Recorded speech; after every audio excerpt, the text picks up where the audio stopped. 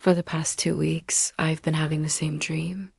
There's a red door in the distance, and every time I try to get closer, I just end up running away from it in fear. I woke up again in the middle of the night. My wife was sleeping peacefully beside me. I got up to get a drink of water. I couldn't sleep. I kept having visions of the old red door. Then I started seeing shadows out of the corner of my eye. Every time I turned around, there was nothing there. But I could feel something evil watching me.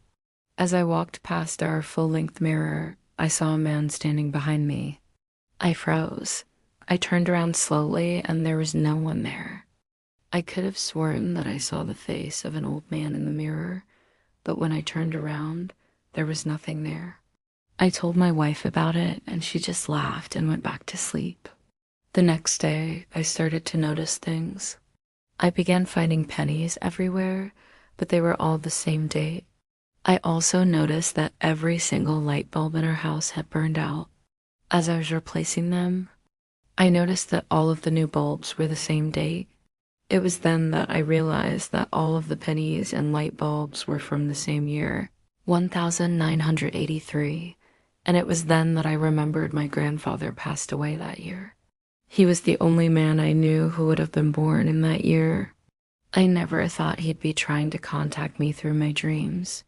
I asked my mom if my grandfather had been sick lately because he would be the only one who would know if he was passing by recently. She said, "No, why would you ask?" That's when I knew that he wasn't visiting me out of the blue. Something was terribly wrong. That night, the next day, I found the door. It was a hot summer day. I was walking home from the grocery store when I saw it. It was an old wooden door painted a blood red color.